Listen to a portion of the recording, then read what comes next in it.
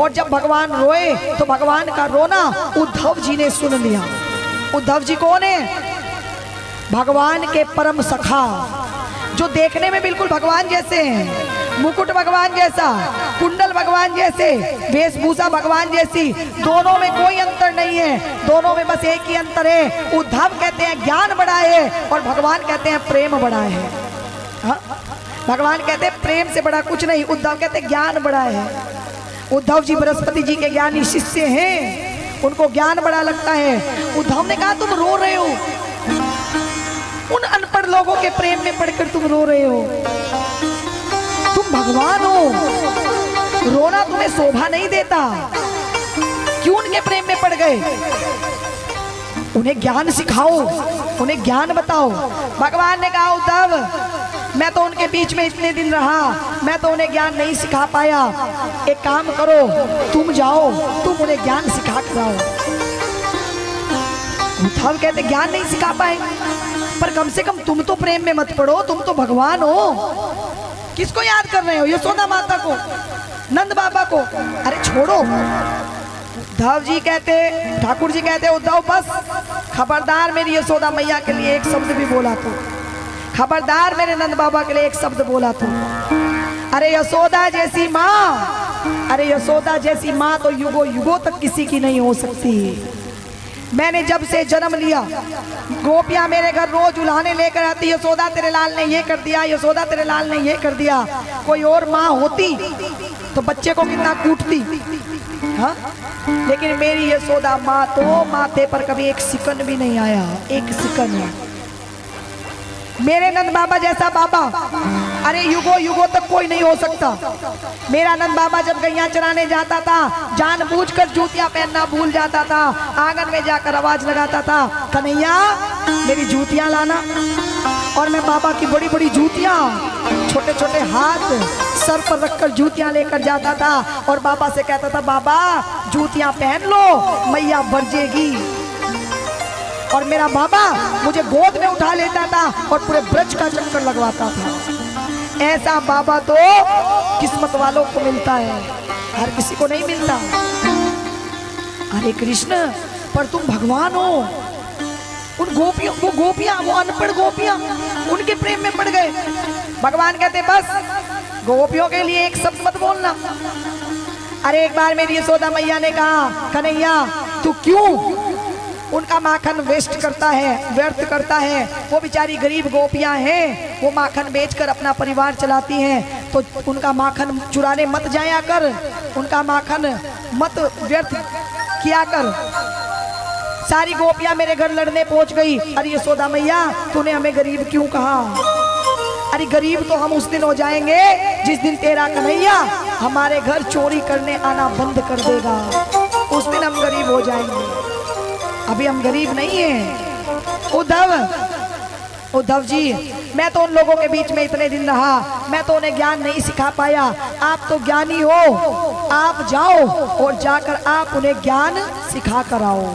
उद्धव जी ने भगवान का रथ लिया, भगवान के कपड़े पहने, भगवान के कुंडल पहने, भगवान का मुकुट लिया और उद्धव जी रथ में बैठकर आज सबको ज्ञान सिखाने के लिए चल पड़े।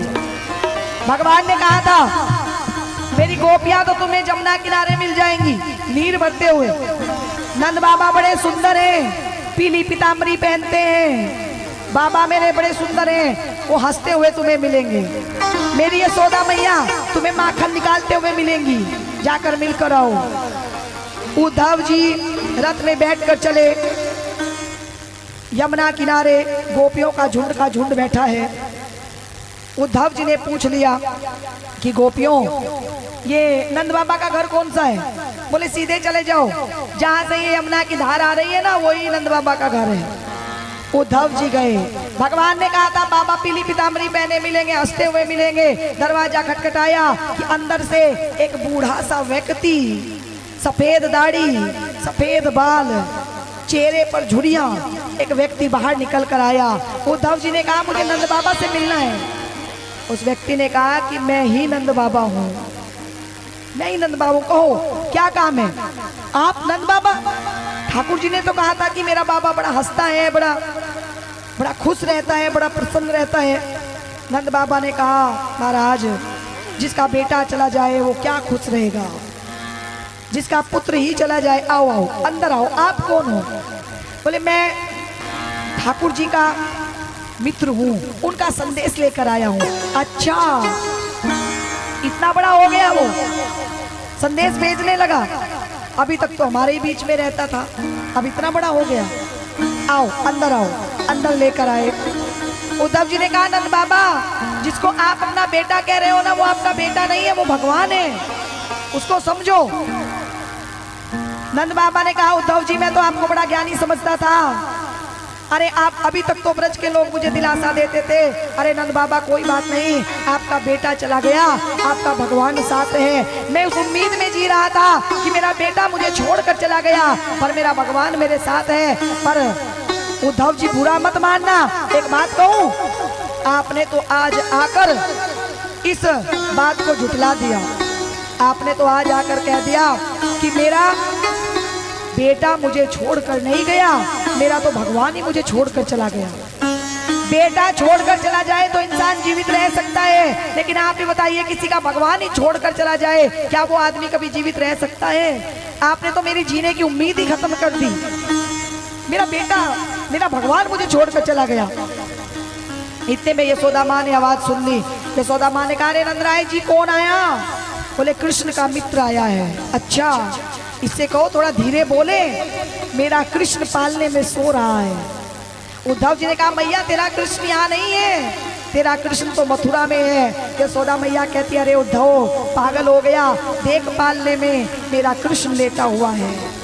जब माँ देख रही है तो पालने में कृष्ण भगवान लेते हैं, और जब उद्धव जी देख रहे हैं तो पालना खाली है, पालने में कोई नहीं है। नंद बाबा ने कहा उद्धव जी जब से कृष्ण गया है ना, ये माँ बावरी हो गई है। ब्रज की एक एक गोपी के घर जाती है, एक एक गोपी से कहती है क्या तुमने मेरे बेटे को देखा है? मेरा बेटा तुम्हारे घर माखन चुराने आया होगा, जरूर तुमने मेरे बेटे को बांध के रखा होगा। एक बार मेरे बेटे को छोड़ दो, मैं वादा करती हूँ अब मेरा बेटा तुम्हारे घर चोरी करने नहीं आएगा। मैं उसे घर में पकड़ के रखूंगी, मैं उसे बांध के रखूंगी। गोपियां रोने लग जाती हैं। गोपियां कहती है यशोदा मैया काश तेरा बेटा हमारे घर चोरी करने आता, काश हम तेरे बेटे को पकड़ कर रखते। मैया तेरा बेटा हमारे घर नहीं आया। गोवर्धन पर्वत के पास जाती है, अरे गोवर्धन तेरी तो उसने पूजा करवाई थी, तू ही बता मेरा बेटा कहाँ है? पूरे ब्रज में जैसे कोई पागल माँ घूमती है, पूरे ब्रज में अपने कन्हैया को ऐसे यशोदा मैया ढूंढती हुई घूमती है। आज नंद बाबा ने कहा उद्धव जी भोजन करोगे? उद्धव ने कहा भूख लगी है, भोजन तो करेंगे। नंद बाबा भोजन लेने बाहर को चल दिए। कोई अतिथि आता है तो हम अपने घर में भोजन बनाते हैं, लेकिन नंद बाबा तो बाहर गए भोजन लेने। उद्धव जी ने रसोई में जाकर देखा, जब से कन्हैया छोड़कर गया है ना, रसोई में जाले पड़े हुए हैं, तब से यशोदा माँ के घर में भोजन नहीं बना है।